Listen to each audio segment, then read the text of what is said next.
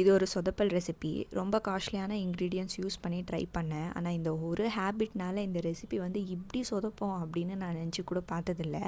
இந்த ஹேபிட் வந்து இந்த பிளேஸில் இருக்காது அப்படின்னு நினச்சிட்டு தான் இவ்வளோ நாளாக ஹாப்பியாக இருந்தேன். பட் கடைசியில் அது இங்கேயும் வந்துருச்சு. ஈஸியாக தான் இருக்கும் அப்படின்னு நினச்சி தான் ஸ்ட்ராபெரி பாசுந்தியை கான்ஃபிடெண்ட்டாக ட்ரை பண்ணேன். ஆனால் நான் ரெசிபி பண்ண ஸ்டார்ட் பண்ணுறச்சே வந்துட்டு ரொம்பவே ஓவர் திங்கிங் தாட் வந்து ஓவர் பவர் ஆக ஆரம்பிச்சிடுச்சு. கிச்சனில் தான் வந்து நான் ஓவர் திங்க் பண்ண மாட்டேன் அப்படின்னு நினச்சேன். ஆனால் அது இப்போ அங்கேயும் ஆரம்பிச்சிட்டேன். ஃபர்ஸ்ட்லேயே வந்துட்டு பேனை வந்து நான் ஹீட் பண்ணாமல் விட்டுட்டேன். ஸோ ஸ்ட்ராபெரி காம்பவுண்ட் பண்ணும் போதே ஒரு பெரிய மிஸ்டேக்கு. செகண்டில் வந்து அதுக்கு நேர் ஆப்போசிட்டாக வந்து பேனை வந்து ரொம்பவே ஹீட் பண்ணிட்டேன் மில்க் பாயில் பண்ணும்போது. சரி, ஓகே, கொஞ்சம் சொதப்பிட்டோம், இதுக்கப்புறமா சரி பண்ணிக்கலாம் அப்படின்னு சொல்லிட்டு தான் பாலை வந்து ரொம்ப பொறுமையாக வந்துட்டு பாயில் பண்ணி அதுக்கு வந்து நட்ஸ் எல்லாம் ஆட் பண்ணி அது வந்து 3/4 வந்து பாயில் பண்ணி எடுக்கணும். ஸோ அந்த ப்ராசஸ் வந்து பண்ணி முடிச்சிட்ட பிறகு ஒரு காஸ்ட்லியான மிஸ்டேக் பண்ணிட்டேன்.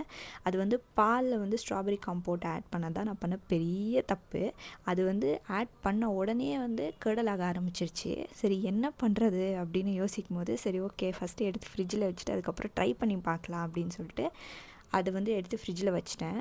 அப்புறமா எடுத்து சர்வ் பண்ணி சாப்பிடும் போது ஓகே தான், அந்த அளவுக்கெல்லாம்